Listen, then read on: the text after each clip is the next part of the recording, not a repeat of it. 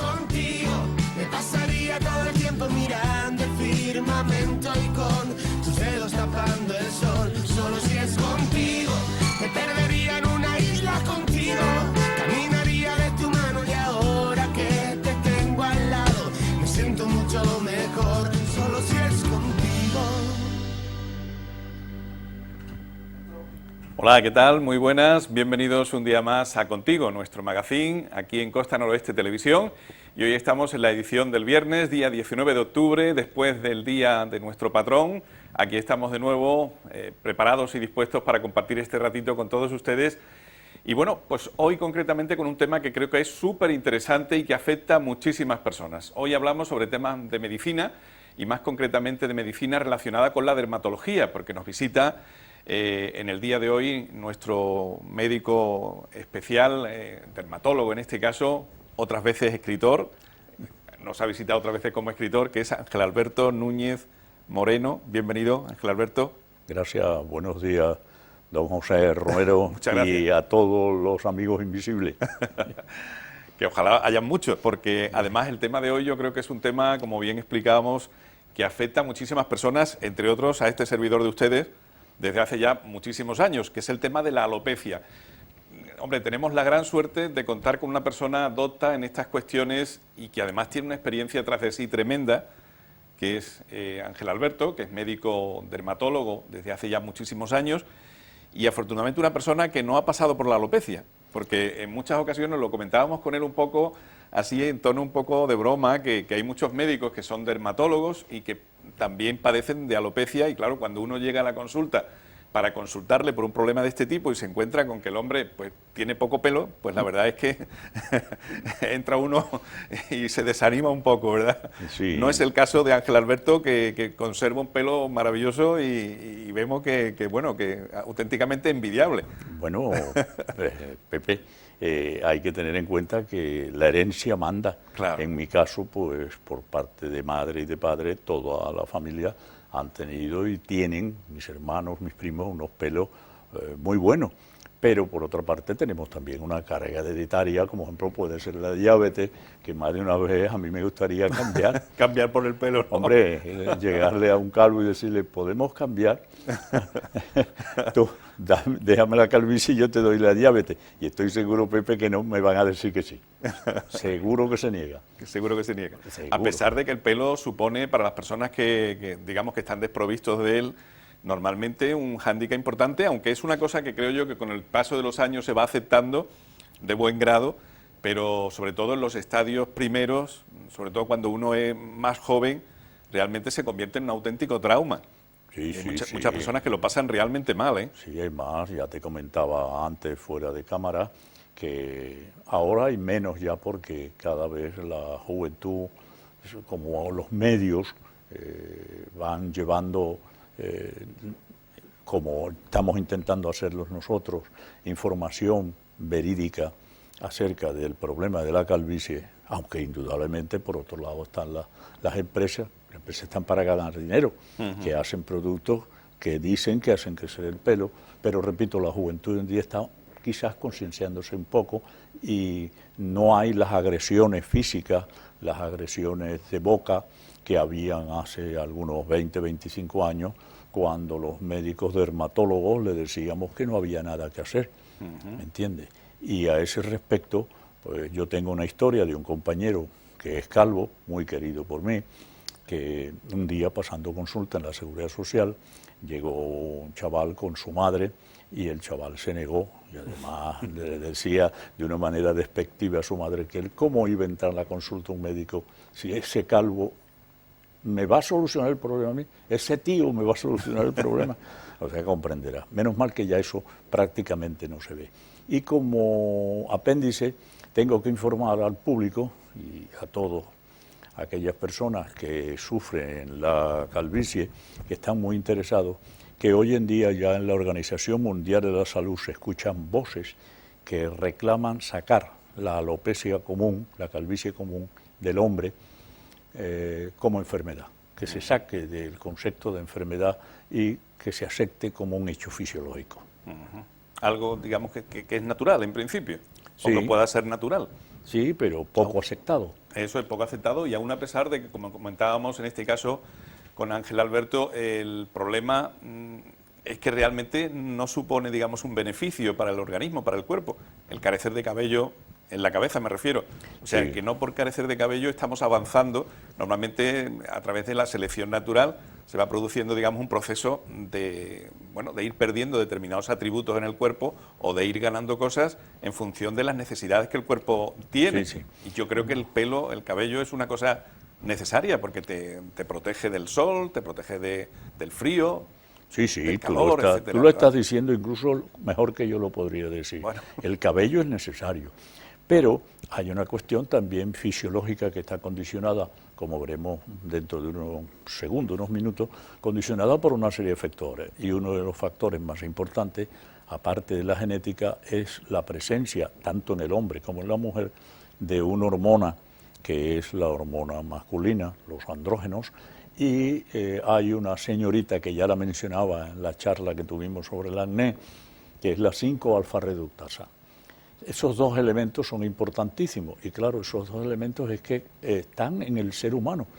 ¿Y cómo hacemos para eliminar?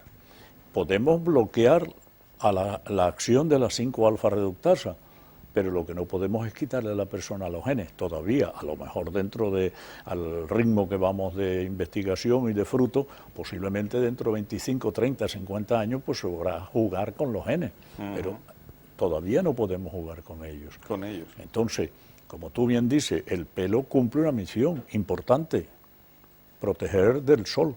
Es más, eso lo vemos los dermatólogos, la cantidad de epiteliomas, es decir, cánceres cutáneos que ocurren, que aparecen en el cuero cabelludo motivado al sol. Claro, motivado por la falta de ese cabello.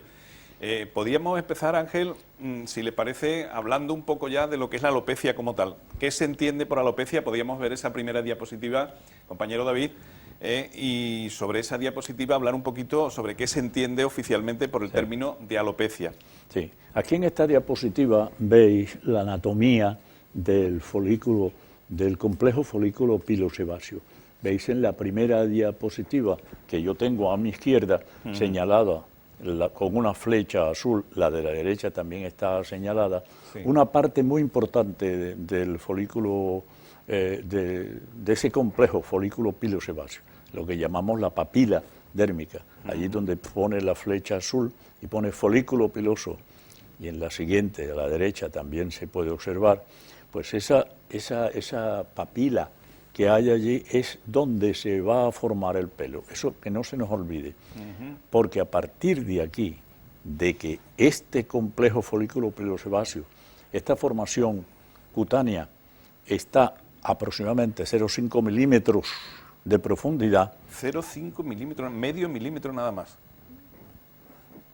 pero eso basta para que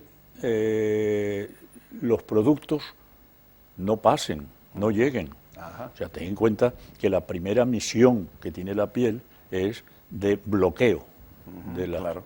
bloqueo. Entonces, ya a partir de aquí, solamente muy pocos productos muy pocos medicamentos pueden pasar la barrera cutánea. Eso es lo primero. Y lo segundo, llegar hasta la papila. Y lo tercero, que sean efectivos a ese nivel. Claro.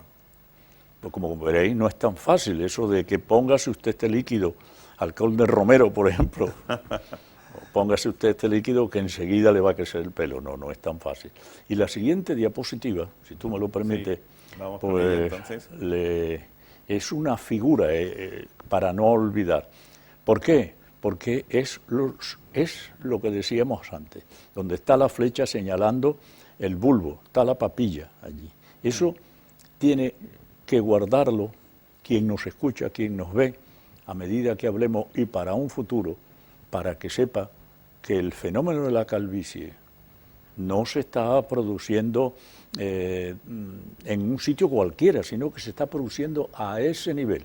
Y que, insisto, para que la solución se dé, todos los medicamentos, bien sea por vía oral o por vía tópica, tienen que llegar allí. Sí, sí, sí. ¿Y eso en todos los casos está más o menos, Ángel, a esa profundidad? a una profundidad de medio milímetro aproximadamente, Sí. tanto el pelo que está en la cabeza como el pelo del resto del Hombre, cuerpo. hay zonas donde el pelo puede estar más profundo, Más profundo. dependiendo del grosor de la piel, pero ese es el promedio aproximadamente. Lo mismo que no todos los pelos están en las mismas fases que hablaremos ahora de crecimiento. A lo mejor uno está en una fase y el vecino está en otra. Por eso ocurre lo que llamamos alopecia difusa. ¿Y qué es lo que llamamos alopecia? ¿Me pregunta? Sí. Bueno, pues yo te respondo fácilmente, que se cae el pelo. Ajá. Así de sencillo. Respuesta a la pregunta, que se cae el pelo. La cuestión está en saber por qué se cae. Y sobre todo, una cosa muy importante en estos casos, creo yo, Ángel, ¿por qué no vuelve a brotar con la misma fuerza? Allí, sí, Porque señor. parece ser que el que se caiga el pelo es algo natural, entiendo yo. Allí entraremos, pero hay que tener en cuenta una cosa, como en la siguiente diapositiva, que para entender, para comprender las alopecias, los médicos tenemos que explicarle a los pacientes, primero aprender nosotros, que existen unas etapas de crecimiento del pelo, que dependiendo en la etapa que actúe, digamos, el veneno, que actúe la enfermedad, que actúe la noxa sobre el pelo, así será la caída. Y que existen 3 tipos de pelo. Un pelo, diríamos el pelo terminal, que es el que tengo yo, por ejemplo, el pelo velloso o intermedio, que es el que va quedando cuando la reproducción del pelo normal es muy rápida. El pelo, la gente nos lo dice, los pacientes, mire usted, que yo tenía un pelo antes largo, un pelo grueso, un pelo de buen aspecto y ahora tengo como una lana. Ese es el pelo velloso, una lana. Y luego un pelo ya terminal, que ya el pelo lo que sale es, como muchas personas tienen en su calva, pues unos filamentos, unos Muy pelitos. suave, claro. Muy bien. Ese es el pelo terminal. Y luego que sepan que existen muchos factores, como decía antes, no solamente la genética, existen factores endocrinos, existen hábitos alimentarios, y de aquí le digo a quienes nos escuchan, ojo con esas costumbres que hay de gente que se somete a dietas que no estén controladas lógicamente por un médico, y un médico que sepa del tema, Claro. porque en medicina, como todo, nosotros nos formamos como médicos generales, pero después cada uno se orienta a su especialidad. Claro. Por ejemplo, yo no puedo pretender entrar a un quirófano a poner una prótesis de rodilla, ni se me ocurre. Pero, sin embargo, pienso que el médico más adecuado para operar un cáncer, por ejemplo, un epitelioma, pues es un dermatólogo que tenga hábitos quirúrgicos, sin desmerecer los plásticos, claro está, que para eso están también, ¿no? O sea, zapatero a tu zapato. A tus zapatos. Entonces hay personas que inician dietas por ahí porque salen, porque dicen en una revista, yo los he escuchado, lo he visto, la dieta de la piña, ¿tú lo has escuchado? Sí, sí, sí. La he escuchado. La dieta de no sé qué cosa, la dieta de lo otro, y claro, hubo una dieta aquella de un médico también, porque de todo hay en la viña del Señor, que preconizaba que para adelgazar lo que había que comer era grasa, ¿te acuerdas? Sí. Creo que, si mal no recuerdo, el doctor Hopkins o algo así por el estilo.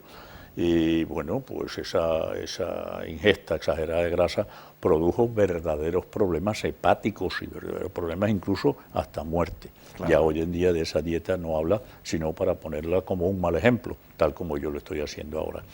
Y existen problemas metabólicos, problemas locales. No sé si te acuerdas de aquella famosa frase de la madre con el niño hace unos años cuando hacíamos la mili.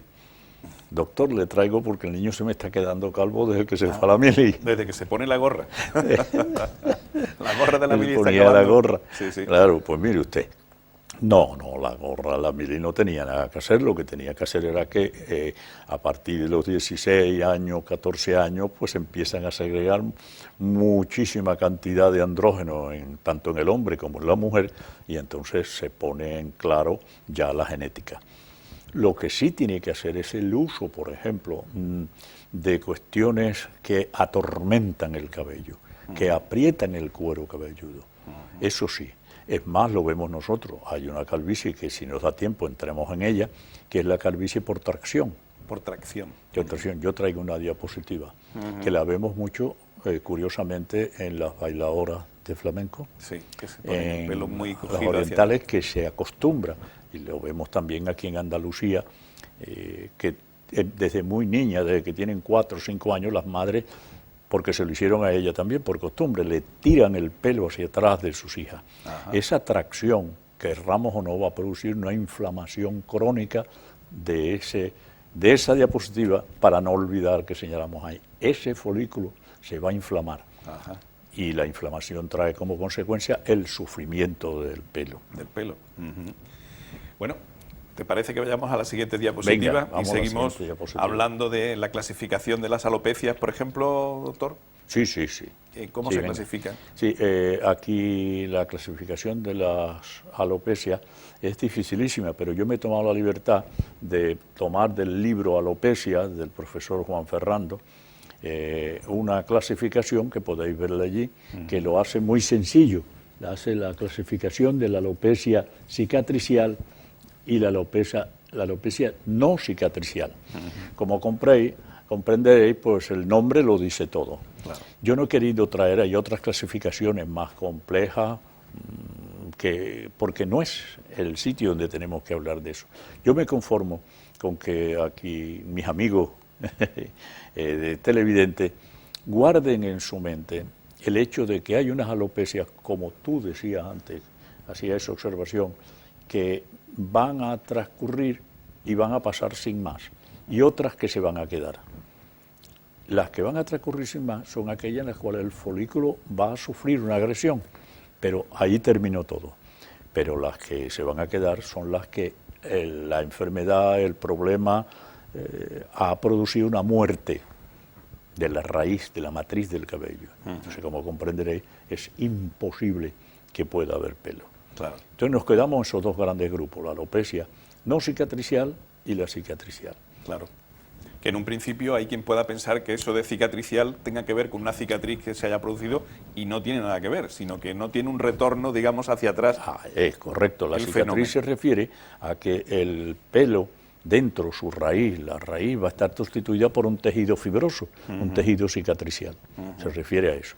Hombre, hay cicatriciales es verdad.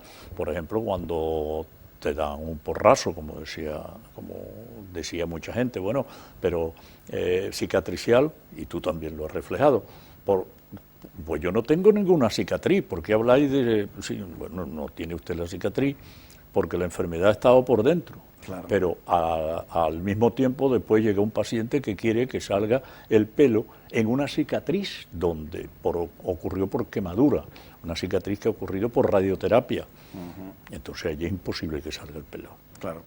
En esos casos ya desaparece incluso hasta lo que es la parte interna que digamos que sustenta habitualmente el pelo, claro, porque ya el tejido ya no es el mismo. Sí, claro. Puede quedar un agujero allí, claro. Eso es imposible. Claro, es que no queda muchas veces, una quemadura es que no queda ni piel, claro. Entonces hay que hacer injertos.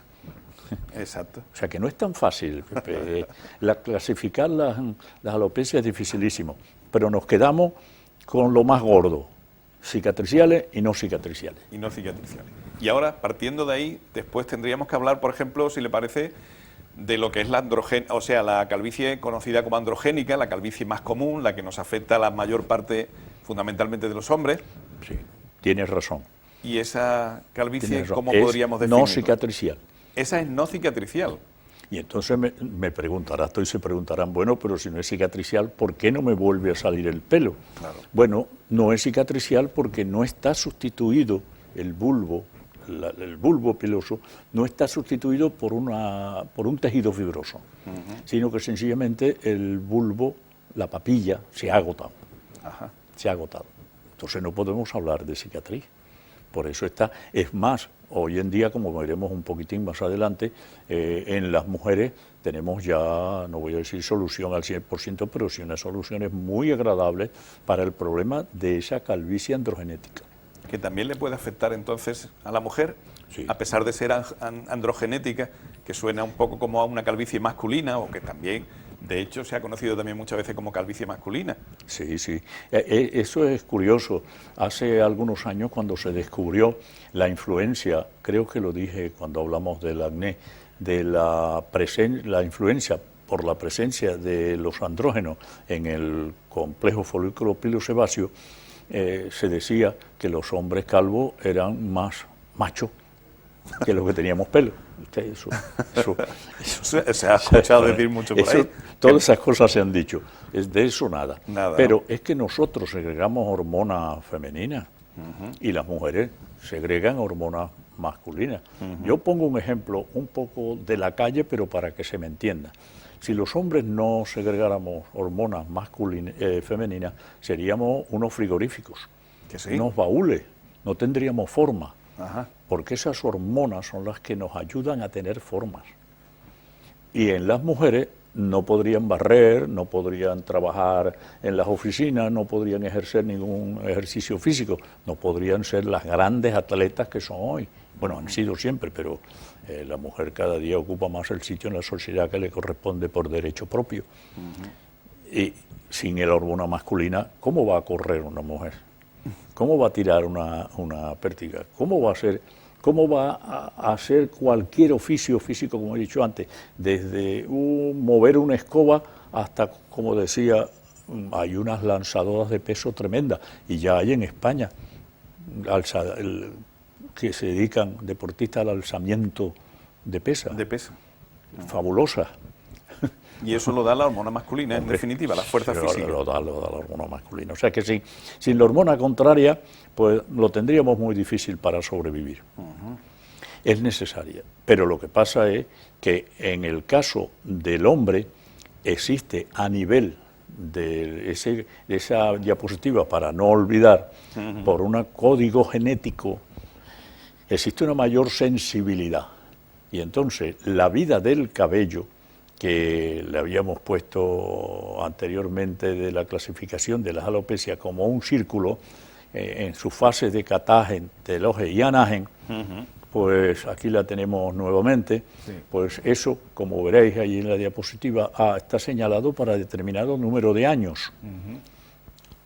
Eso no es al 100%, porque inmediatamente me diréis, bueno, y esas personas que tienen el cabello que les llega tan largo a los tobillos, que se da, cada día menos, pero se da. Yo he visto aquí en Sanlúcar, aquí hay unas mujeres con un pelo maravilloso, precioso, pelos que le llega a la cintura y más abajo, ¿no? Eso, se dice que un pelo crece 6 años, pero eso no crece, eso no es un pelo de 6 años, es un pelo de 15 años, claro. De 20 años, claro. Y los orientales también, las famosas coletas de los orientales, de los chinos, pues eso es porque en determinado momento una persona tiene la capacidad de hacer que su pelo, por código genético, llegue hasta más de 15, 20 años. Pero esos son casos contados. Pues hay que tener en cuenta que el pelo crece aproximadamente 1 centímetro por mes. 1 centímetro por mes. Aproximadamente. Eso también tampoco al 100%. Sí, claro, claro. Entonces, ese ciclo de vida que hemos visto, ese ciclo, pues, si a una persona, entre comillas, normal, el cabello le iba a durar 5 años e iba a ser 5 ciclos, si multiplicamos 5 años por 5, a los 25 años ya ese cabello, por ejemplo, de la zona frontal, ya no se produce más. Pero no porque tenga, insisto, una cicatriz, sino porque se ha acabado su capacidad de crecer. Y ya ahí está la calvicie. Y ahora, ¿cómo hacemos para evitar eso? Ese es el tema que nos ocupa, entre otras cosas. Hombre, claro, una vez que sabemos que el pelo tiene un ciclo de vida, una vez que sabemos que una de las cosas más importantes en ese ciclo de vida es el factor genético y el factor endocrino, aunque está afectado por otras cosas, una vez que sabemos que las alopecias están clasificadas entre un grupo de cicatriciales y no cicatriciales, pues lo tenemos fácil para abordar las alopecias en sí, lo que es la androgenética, que es la que motivo de consulta, Sí, sí, sí. Ángel, ¿te parece que sigamos ahondando, por lo tanto, un poco más en el tema, por ejemplo, de la calvicie androgénica? Si hablábamos antes de la masculina, Sí. vamos a hablar de la femenina y, si te parece, podíamos ver, por ejemplo, esa diapositiva siguiente que tenemos ahí Sí, preparada, sí, muy ilustrativa, por cierto, y vemos el caso de la mujer, cómo queda afectada también por este tipo Sí, sí, sí. de calvicie, que estará, imagino, Sí. fundamentada. Allí por la tenéis, allí la tenéis. Ahí la tenemos y, ya. y creo que la diapositiva habla por sí sola, ¿no? Sí, sí, Es como la mujer en esta alopecia difusa androgenética aparece generalmente después, durante y después de la menopausia. Ajá. Pero ojo, existen mujeres que desde que se desarrollan, es decir, que tienen su primera regla, empiezan a notar la caída del cabello. Del cabello. El cabello. Muy poco, pero se va acentuando y a medida que se acercan a la menopausia, pues lo tienen más hasta llegar, como veréis, al extremo de la figura que está en el centro, la más baja de todas, que es una alopecia ya que se ve normalmente en muchas mujeres de 60, 65 años, ¿no? Es, como decía antes, los folículos son muy sensibles al efecto de la 5-alfa reductasa sobre la hormona masculina, la convierte en una sustancia que estimula el crecimiento del folículo. Un dermatólogo, Ludin, que hizo esta clasificación, que es la que usamos generalmente para, en nuestra historia clínica, decir esta señora que nos visita tiene un tipo 1, tipo 2, tipo 3. Y si vemos en la siguiente diapositiva tenemos un ejemplo de la calvicie femenina. A ver la siguiente diapositiva, compañeros. Ahí está. Ahí la tenemos. Fijaros, he puesto ese ángulo para que veáis cómo es difusa. ¿Por qué? Porque parece el pelo, en una zona tiene penacho, en otros no. En la zona frontal, la diapositiva de abajo, en la zona parietal, la diapositiva que está a mi derecha y la que está a la izquierda, es entre el centro del cuero cabelludo y la zona parietal. Es decir, en la mujer, la alopecia difusa sigue más o menos el mismo patrón que el hombre, pero es más complicada. Es más complicada. Y claro, no puedo entrar, no es el momento para entrar en esa complicación, pero quiero que sepan que a pesar de que tenemos una clasificación del patrón de la alopecia femenina y que sigue prácticamente la misma evolución de la alopecia masculina, es complicado saberlo. ¿Más complicado o menos que de curar, Ángel, por ejemplo, en el caso de la mujer que en el hombre, o al contrario? Bueno, ya decíamos antes que en la mujer hoy en día tenemos lógicamente los inhibidores de la 5-alfa reductasa. Se empezó con el finasteride y hoy tenemos un medicamento mucho más efectivo, que es el dutasteride. Curiosamente, como pasa en la medicina, el finasteride se usó como medicamento para actuar en la hiperplasia benigna de próstata. Al inhibir la 5-alfa reductasa se pensó aplicar en el hombre, pero hubo muchas complicaciones. Unos decían que sí, como pasa, otros decían que no, las estadísticas. Lo cierto es que hubo cierta feminización al comienzo del uso del finasteride en la gente joven, y esas voces que reclamaban que no se debía usar de entrada en un chaval de 18, 19 años el finasteride, puesto que podía producir una feminización, y como es un medicamento que no se va a tomar un año ni dos, claro, es un medicamento que se va a tomar durante muchos años, pues había que andar con cuidado. Hoy se ha demostrado que esa feminización ocurre en prácticamente muy pocos casos. Y como está superada por el dutasteride dentro de nada estará también como medicamento ya rutinario los chavales que tengan 24 o 25 años, porque indudablemente a partir de los 30 años, 28 o 30 años, no recomendamos, al menos yo no lo uso, ni el finasteride ni el dutasteride. Eso en la mujer va muy bien, Pepe. A pesar de que en un principio se decía que el finasteride, doctor, en el caso de la mujer podía inducir, por ejemplo, en el caso de un embarazo, a problemas Bueno, en es que el feto. no hablamos de un medicamento que no se puede usar en el embarazo. Eso es. Hablamos de la mujer posmenopáusica. Claro, claro. Ahora, durante la vida fértil sí tenemos un medicamento que puede utilizar la mujer. E incluso el acetato cipoterona se puede usar. Lo que pasa es que el acetato cipoterona solo puede producir trastornos menstruales. Entonces se recomienda administrarlo al mismo tiempo que un anticonceptivo. Tenemos la flutamida, que es otro medicamento que se puede usar. En este caso no afecta para nada la vida menstrual y da unos resultados bastante agradables. Tiene efectos secundarios, porque todos los medicamentos tienen efectos secundarios. Sí, sí. Pero, insisto, en la mujer el panorama de la alopecia androgenética difusa es bastante aceptable para hace aproximadamente 30 años, 25 años que no teníamos nada. Una pregunta antes de que entremos en la siguiente diapositiva, que ya nuestro compañero nos la puede ir poniendo también, si le parece, y donde podemos ver los distintos patrones de calvicie masculina en este caso, ¿verdad? Sí. Doctor, ¿usted cree que el tema de la calvicie masculina se da más en la época presente, por ejemplo, que se ha podido dar en la antigüedad? ¿Existe una evolución, dicho de otra manera, hacia mayor calvicie con el paso de la época, o sea, de los años que se daba antiguamente, o ha sido al contrario? Bueno, hay una cosa que también debemos dejar en claro, y es que la calvicie no es hereditaria per se, no se ha podido demostrar. Lo que existe completamente. Lo que existe es una predisposición genética.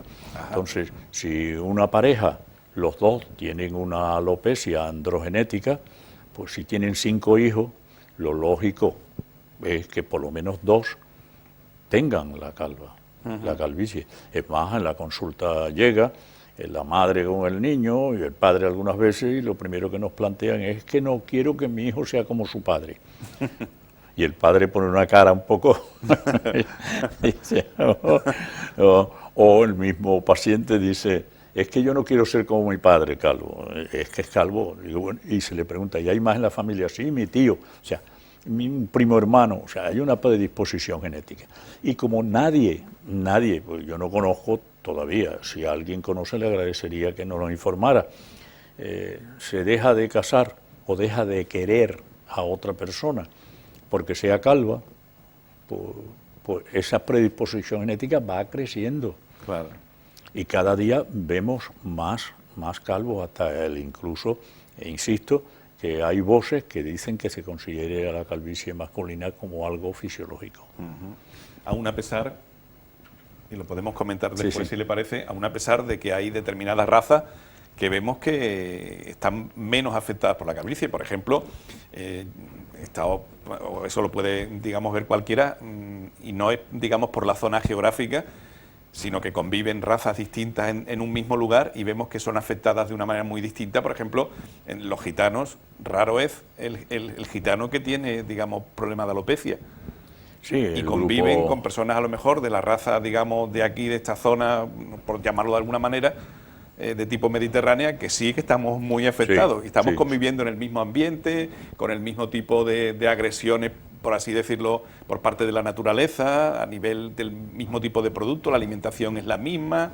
O sea, prácticamente estamos afectados por unas mismas condiciones externas. Sin embargo, vemos que la raza gitana, en el caso del hombre, posee un pelo envidiable, como se suele decir, y la otra raza no. ¿Qué ocurre ahí? ¿Qué pasa ahí? Bueno, ocurre eso, que hay una predisposición genética, no es hereditaria per sí, y ya sabes que las razas tienen sus condiciones también propias, tienen sus predisposiciones genéticas, lo mismo que ocurre, por ejemplo, en los grupos étnicos del norte de Europa, las niñas suelen ser más altas porque tienen sus reglas más tardes, ¿no? Por ejemplo, la mujer mediterránea suele ser de más baja estatura porque tiene sus reglas más pronto. Y luego el grupo étnico de los gitanos tenemos que pensar que, según los antropólogos, ellos vienen de la zona de la India, si mal no recuerdo, de esa zona, la raza indoeuropea, y esa gente tiene muy buen pelo. Hablando en cristiano, tiene muy buen pelo. Sí. Por ejemplo, el grupo de la raza amarilla, pues también tiene muy buen pelo. En la raza negra también tiene muy buen pelo y como tú has recalcado, somos nosotros. La raza nuestra. La raza por lo menos en blanca, cuanto a pelo estamos... en sus diferentes variedades, los que tenemos el pelo un poquito más comprometido. ¿Se nos compensa de alguna manera por otro lado, Ángel, o no? Sí. Cualquiera sabe, ¿no? Sí, se compensa en muchas cosas. En otras cosas. Porque Bueno, al final la naturaleza va dotando, digamos, por un lado y por otro. Sí. Pues vamos con esa sí, diapositiva. la diapositiva donde se ve la clasificación. Ajá. Esta clasificación nos permite hacer un recorrido por la evolución de la calvicie en el hombre, Vamos a ver la diapositiva. Ahí como nos la ponemos. la zona donde hay más sensibilidad a los folículos ante la presencia del andrógeno convertido por la 5-alfa-reductasa en una sustancia activa que va a hacer que ese ciclo que hablábamos, el ciclo de vida del cabello, sea más rápido, pues, sobre todo después de la pubertad. Al final, como veréis, algo que puede empezar, como veréis aquí a los 25 años en la foto, termina, abajo se ve que cómo va esa evolución, al final termina en una calvicie en la cual el pelo solamente existe a nivel frontotemporal, ¿no? Y a la izquierda se ve lo que decía antes, la calvicie 1, 2, cómo va evolucionando. Yo lo que quiero es que sepa que la calvicie común, androgenética común, no es de hoy para mañana. Eso lo va a diferenciar, como veremos después, de otro tipo de calvicie. La calvicie normal es una cosa que va lenta, pero eso sí, segura. Lenta pero segura, desgraciadamente. Desgraciadamente. Pues nada, ante este tipo de problemas que estamos viendo, doctor, ¿qué tenemos que hacer? Que eso será seguramente la pregunta que tiene todo el mundo en mente ahora mismo. Bueno, sí, bueno, aquí tenemos la calvicie y demás, pero ¿hay algo que hacer? ¿Se puede hacer algo? ¿Qué hacer en estos casos? Lo que podemos hacer, y permíteme que me ayude de una diapositiva. Ajá. Te lo voy a contestar con una diapositiva. Bien. Dicen que una imagen vale más que 1000 palabras. 1000 palabras. Pues vamos con esa siguiente Ahí, diapositiva, que ya la tenemos ahí. ¿Qué puede hacer el médico? Lo que te decía antes, convencer al paciente, a su madre, a su padre, a la madrina que muchas veces viene, a la abuela que viene a la consulta, a la novia, que mire usted, es que no tenemos un tratamiento para la calvicie del hombre, la calvicie común, no tenemos un tratamiento efectivo al 100%. Nosotros lo que podemos hacer es intentar frenar la progresión de la alopecia. Lo he dicho varias veces. ¿Con qué? Con los inhibidores de la 5-alfa-reductasa tipo 1 y tipo 2, con todos sus inconvenientes. Hay que advertirle al paciente que este medicamento no se lo va a tomar durante 3 meses ni 3 años, sino que van a ser muchos años. Porque es que no conocemos, no sabemos hasta qué edad va a haber esa sensibilidad en su complejo folículo pilosebáceo, amigo mío. No lo sabemos. Hay calvos que se quedan calvos completamente a los 35 años y otros que se quedan calvos a los 50. Entonces, como no lo sabemos, tenemos que darle el medicamento mientras existe esa sensibilidad. Y luego, ¿qué podemos hacer? Hombre, estimular el crecimiento del pelo terminal.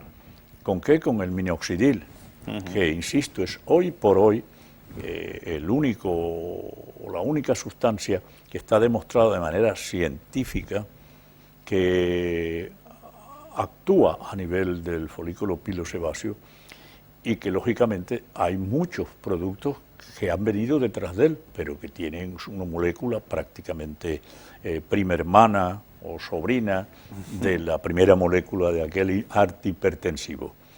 Y después tú me dirás, bueno, ¿y eso que aparece ahí del autotrasplante? Bueno, desde aquí tengo que hacer una advertencia porque nuestra finalidad, no me cansaré de repetirlo, es informar. E intentar informar con la mayor veracidad y la mayor simplicidad a quienes nos ven. Y ojo con los autotrasplantes de cabello.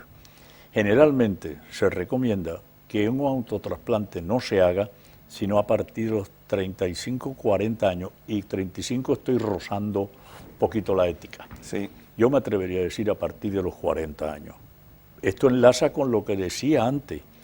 Si yo pongo un inhibidor de la 5-alfa-reductasa y no le puedo decir al paciente cuántos años lo va a tomar porque no sé cuántos años va a durar su sensibilidad, pues tampoco le puedo decir a una persona que tiene 30 años que se haga un trasplante. Claro. Aún a pesar de que están muy de moda últimamente. Están de moda por una serie de circunstancias, pero es que el pelo que se pone en un trasplante a una persona, a un hombre de 25 o 30 años, se le va a caer todo. Sí. Todo. También se le va a caer al que lo haga con 45 años. Ajá. Pero la diferencia es que se le va a caer porque se va a trasplantar de un sitio a otro y se va a sufrir ese traslado. Pero, ojo, el señor que se hace un trasplante a los 45, 50 años, ya se ha quedado calvo, ya no hay sensibilidad. Claro. Ya la genética se ha acabado. Ajá. Entonces ese pelo se siembra y ese pelo crece y es muy difícil que se caiga. Pero a medida que nos acercamos a esa edad de los 28, 30, 35 años, el pelo que se siembra, que se injerta, se va a caer nuevamente. Y mayor será el porcentaje a medida que disminuimos en edad. Ajá, pues eso que acaba de decir es un tema súper interesante y que muchas personas no entienden por qué ocurre, y es por lo que nos está explicando. Conozco casos de personas que se han autotrasplantados muy jóvenes y efectivamente no le ha funcionado. No funciona. No le ha funcionado, aún a pesar de que todo el mundo piensa que por el hecho de ser joven le va a funcionar mucho mejor, por aquello de que como es joven pues tiene más vigor, más energía, el organismo está, digamos, como más, casualmente, más nuevo. Porque la 5-alfa-reductasa tiene más vigor y más energía. Vigor, que es la que está haciendo ahí la faena. Bueno, doctor, ¿no habría forma, pienso yo, de que más que evitar, por ejemplo, que esa 5-alfa-reductasa estuviera ahí, que tendrá su función, imagino, en el cuerpo, sí, hombre, ¿verdad? Claro. Una función seguramente que es necesaria, positiva para el organismo, no llegar hasta esta zona antes que eliminarla como tal. O sea, en vez de eliminar la 5-alfa-reductasa, evitar, por ejemplo, que llegue a donde está haciendo daño, que es en la parte de arriba de la cabeza. Porque está claro que en el resto del cuerpo no le afecta, porque hay personas que tienen calvicie y sin embargo tiene, bueno, pues un exceso de pelo en el resto del cuerpo que le sobra. Esa es la paradoja. Claro. ¿Cómo es posible que un calvo tenga buena barba? Claro. Y no solamente barba, sino unas barbas espesas y pelo, mucho pelo en el pecho. Sí. A lo mejor habemos algunos que tenemos mucho pelo en la cabeza, pero somos calvos de pecho. No tenemos un pelo en el pecho. Y eso es así, es la paradoja. En eso hay una línea de investigación. ¿Por qué? Porque, como decía antes, pues el organismo, la naturaleza es muy sabia y nosotros no somos una parcelita, más parcelita, más parcelita. Claro. Nosotros somos un todo. Exacto. Y en ese todo existen parcelas, pero están tan interrelacionadas unas con otras que muchas veces esto hace que los descubrimientos en medicina se hagan por carambola. Como decía antes del minoxidil. Claro. El minoxidil empezó a ser un antihipertensivo, y lo es. Ya está superado, claro, lógico, el tiempo no pasa en balde. Pero se vio que muchas señoras que tomaban el minoxidil para el tratamiento de la hipertensión, y hombres, pues las mujeres veían que les salía barba y bigote, y los hombres que se les detenía un poco la caída del cabello. Y los laboratorios que habían desarrollado la molécula, pues pillaron aquello al momento y transformaron el medicamento por vía oral en un medicamento tópico, el famoso minoxidil. De todas formas, los descubrimientos que ha hecho la humanidad siempre han sido así, casi por carambola. Carambola. Rara vez se ha descubierto algo porque uno estaba buscándolo y sabía qué es lo que estaba buscando. Bueno, sabía lo que estaba buscando, yo creo que siempre se ha sabido. Pero me refiero yo, actuando para intentar encontrar algo, el saber más o menos por dónde tenía uno que meterse, eso rara vez ha ocurrido, casi siempre, y no en medicina, en cualquier otra faceta, en este caso de la ciencia, siempre ha sido así. Uno se topa con algo de pronto y es cuando se le enciende la luz y dice, mira, lo que estábamos buscando, mira dónde estaba. Donde menos te esperas. Pues vamos con el siguiente tema, con la siguiente diapositiva, doctor. Sí, venga. Y vamos ahora con otro tipo de alopecia, que es la alopecia areata. Sí, la alopecia areata. Que es un tipo de alopecia que desgraciadamente también se da mucho y quizás sea mucho menos común que la otra, o se da en menos cantidad. Bueno, la alopecia areata se calcula que afecta aproximadamente un 2% de las personas que consultan dermatología, van un 2%. la alopecia areata, o sea que es algo, no voy a decir importantísimo, pero que sí debe de estar preparado el médico general y sobre todo el dermatólogo a enfrentarse la gran prueba de fuego que significa la alopecia areata. Y ahora veréis el porqué, ¿no? La alopecia areata la sufre el hombre desde que pasó de Erectus a Sapiens. ¿Sí? Y eso, indudablemente, tenemos pruebas de ello. Los egipcios trataban las placas de alopecia areata con un emplasto en el cual habían de excrementos de cocodrilo, un animal sagrado, excrementos de ibis, también un animal sagrado, cerveza. Yo no sé si el pelo salía porque tenía que salir o porque aquello, habrá quien aguantaba a ese señor o señora que se acostaba con un emplasto de ese compuesto de ese tipo, ¿no?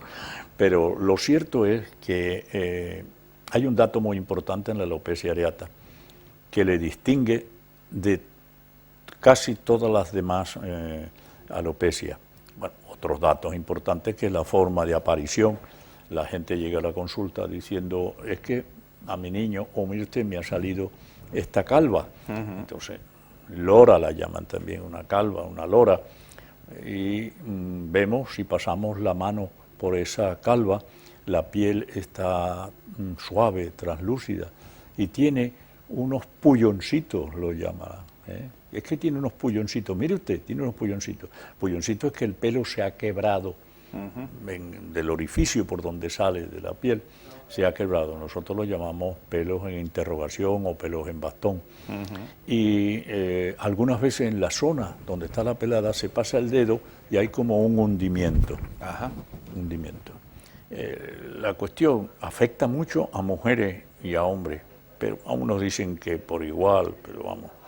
Y en el 30% se calcula también de los casos hay un antecedente familiar. Aquí también hay una predisposición genética, una predisposición hereditaria. Esto no quiere decir que el matrimonio, que uno de ellos tenga una pelada, obligatoriamente va a tener un niño con pelada. No, mire usted, no. Cual no sea hereditaria, pero que hay una predisposición, que si tiene 3 niños, a lo mejor, quizás, alguno de ellos pueda tener una pelada. Y es que otra cosa a tener en cuenta es que la pelada puede aparecer en zonas y puede evolucionar de manera que pasa inadvertida. Incluso se habla que una de sus formas de presentación es a través del famoso mechón, ese que le sale a mucha gente, el pelo blanco, un mechón en la frente. Sí. A un torero, Antoñete creo que tenía, lo llamamos pie de albino, ¿no? Hay manifestaciones de la pelada, hay quien la tiene, por ejemplo, en la barbilla, un rodel, le sale, el hombre la tiene en el rodel en la barbilla, tiene ahí esa mancha, esa calva durante 1 año, 2, 3 años y de pronto le desaparece. Pero hay casos como el que estamos viendo en la pantalla, o sea, ahí al lado de la barbilla que señala otro en el cuero cabelludo, en el cual ya la cosa no es de una sola calva, sino que las cosas va más grave. Y si nos vamos un poquito a la diapositiva anterior, retomando un poco el tema de las causas, hay una frase... Si el compañero puede ponernos la diapositiva anterior para que podamos volver un poco sobre ella. Hay una frase que yo hago allí, recalco en ella, la pongo en letras negritas, y es el apoyo psicológico que debe recibir una persona con alopecia areata. Y me diréis, bueno, el de la alopecia areata sí apoyo psicológico y al de la alopecia androgenética no, apoyo psicológico a los dos. A los dos. Lo que pasa es que la androgenética, la calvicie común, tiene un fin, tiene un destino, mientras que la alopecia areata no tiene un fin, no tiene un destino. No sabemos cómo va a evolucionar. Claro. Y se da la paradoja de que una persona con una alopecia areata hoy está calva, total. Hay casos que pierden el pelo de la ceja, el pelo pubiano, pelo axilar. Y a los 6 o 9 meses vienen a la consulta con un pelo más bonito que el anterior. Que el anterior todavía. se da esa paradoja. Esa persona que ha recuperado su autoestima, que ha recuperado la alegría, que tiene su pelo incluso más bonito que el anterior, al cabo de un mes o un año vuelve a tener una recaída. Y eso, amigo mío, eso es muy importante desde el punto de vista psicológico del paciente. Claro. ¿Y esos brotes, doctor, a qué son debidos normalmente? ¿Qué es lo que suele ocurrir en el cuerpo, en el organismo, para que existe alguna forma de poderse uno adelantar a que eso pueda ocurrir? Sí. ¿Hay algún aviso en el cuerpo que...? Sí, hoy en día ya la pelada se ha descubierto por parte de los investigadores que el factor, como decía antes, genético es importante, pero que es una enfermedad autoinmune. Está muy relacionada con, por ejemplo, los albinos, el vitíligo, está relacionada con la enfermedad celíaca. Es una enfermedad autoinmune, relacionada también con la tiroiditis de Hashimoto. Una enfermedad en la cual no sabemos por qué razón, en determinado momento, esa papilla, atención, nuevamente, diapositiva, figura para no olvidar, no nos olvidemos de la papilla, ahí caemos nuevamente. En determinados momentos, esas células, esa papilla, ese folículo pilosebáceo se convierte en un enemigo para el organismo. Y el organismo, lógicamente, va a destruirlo. Entonces, inhibe su crecimiento. Por eso decimos autoinmune. Por esa razón, también como tratamiento usamos los corticoides, tanto tópicos como por vía oral, y se están usando los medicamentos para frenar los linfocitos T. O sea, se llega a usar los mismos medicamentos que se usan para la leucemia, para las famosas vacunas que están ahora de moda en su modalidad para el psoriasis, y los últimos descubrimientos que se han hecho es para una vacuna, y permítanme que le diga vacuna para que nos entendamos en el tratamiento de la dermatitis atópica, que será lo que trataremos en nuestro próximo programa, que también tiene bastante de enfermedad autoinmune en este caso, ¿no, doctor? Sí. Pero aquí en la pelada ya digo que ya se ha visto que es una enfermedad autoinmune. La traemos porque, claro, es una enfermedad de una alopecia no cicatricial, se recupera el pelo, pero el problema, amigos míos, es que se recupera y se vuelve a caer. Claro. Bueno, pues vamos a seguir en este caso y nos vamos a ir a la siguiente diapositiva, doctor, si le parece, y vamos a hablar, si le parece, también de lo que se conoce como los defluvios. Sí.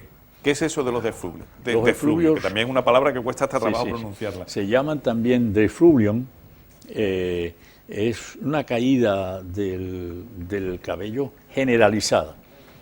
Generalizada, algunas veces se cae todo el cuero cabelludo, como ves aquí, este defluvium que se llama telogénico, en la mano. Nos ocurre muchas veces que viene la persona con la bolsa de pelos en la mano. Mire usted lo que se me cayó ayer. Que eso tiene que ser bastante traumático, porque claro, cuando se te va cayendo poco a poco no es tan drástico. Sí, pero ¿qué pasa? Que si nosotros decimos que generalmente se renuevan entre 50 a 100 cabellos, pues cuando se nos traen 500 cabellos. Claro. Y esa persona se va a quedar prácticamente sin pelo en una semana, en 10 días. Ahora bien, ¿por qué la traemos aquí a colación? Primero porque es una alopecia no cicatricial, o sea, el pelo va a recuperarse. Una vez que se recupera, sale el pelo normal y ya es muy difícil que se le vuelva a caer, es muy difícil.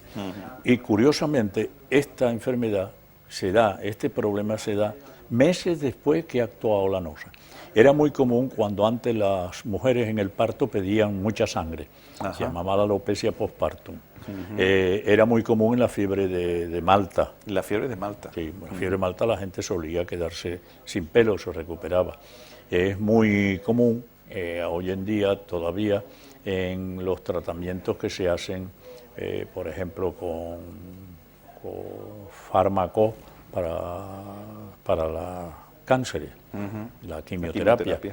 Y también se da mucho en las personas que se someten a una dieta estricta de no comer nada, por ejemplo, una huelga de hambre. Ajá. Son muchos los casos de políticos o gente común de la calle que por lo que sea se someten a una huelga estricta de 15, 20 días y después tienen un defluvio enterogénico. ¿Y lo que es el defluvio anágeno, qué sería, doctor? Eso es ese es otro momento cuando el pelo está en anágeno, acordaros del ciclo, y ese defluvio ya es un poquito más complicado. Sí. Se nos pone el diagnóstico porque hay que ver si existe alguna enfermedad, a pesar de que todo esto que estoy hablando hay que hacer una buena historia clínica, la buena praxis del médico está por delante, la analítica que corresponda. Pero en el caso del defluvio anágeno es tan difícil explicarlo, muy difícil, y ahí tenéis dos diapositivas que son muy ilustrativas. cómo se va, el pelo se quiebra, se cae, y luego, lógicamente, se mantiene mientras haya la agresión, mientras tomemos, por desgracia, el medicamento que se está tomando. Es difícil. Las huelgas también de hambre también pueden producir el defluvio anágeno. O sea, todo lo que afecte la ingesta de la sustancia necesaria para la vida de la piel va a producir tanto una alopecia telogénica como anágena. Doctor, y el hecho de que veamos, por ejemplo, en esas imágenes que el cuero cabelludo está un poco, digamos, colorado y demás, ¿eso es también una consecuencia de este tipo de alopecia? ¿O es simplemente porque hay digamos, una coincidencia en esa foto? No. La sustancia, la noxa, vamos a usar una palabra para entendernos todos. La noxa que actúa va a producir no solamente una reacción inflamatoria en el folículo pilosebáceo, sino alrededor. Ahí lo podéis ver. Sí. Y eso es lo que, como decía antes, nos va a llevar muchas veces al diagnóstico, ¿no?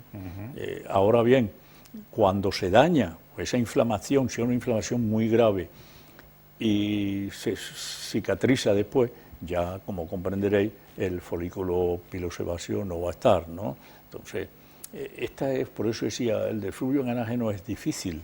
Difícil de diagnosticar, puede ser más fácil, pero ya después tratar es complicado.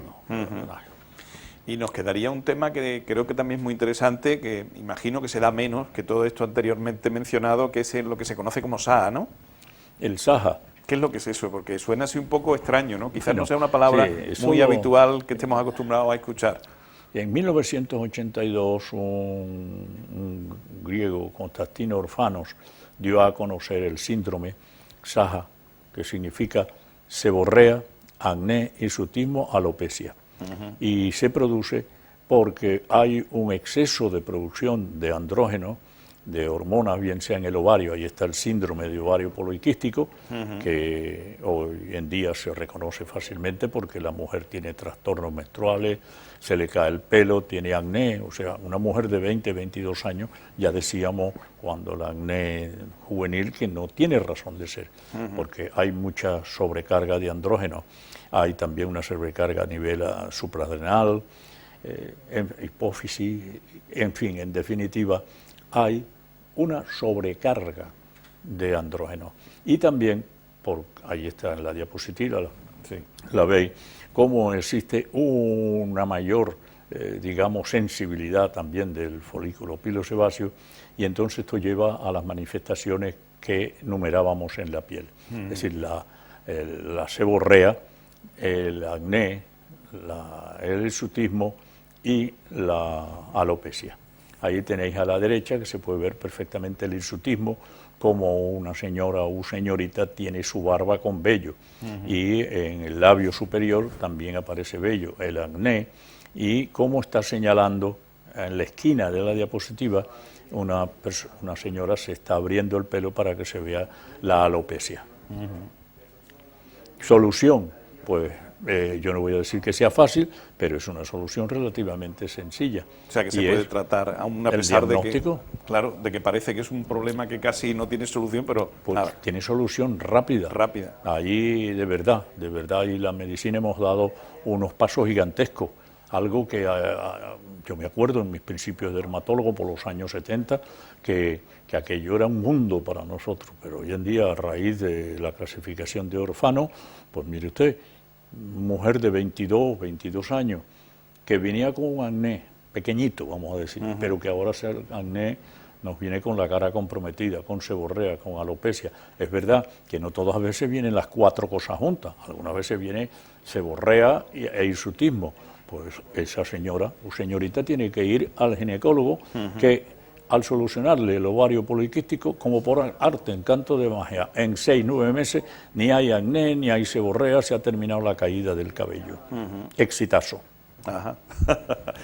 La verdad es que son temas estos que estamos tocando hoy que son muy extensos. Podríamos estar hablando aquí con el doctor, bueno, realmente muchísimas horas, y yo estoy convencido de que hay muchas preguntas en la mente de todas las personas que nos ven sobre estas cuestiones, unas a lo mejor preguntas más difíciles de contestar, otras menos, pero seguramente que preguntas habría muchísimas.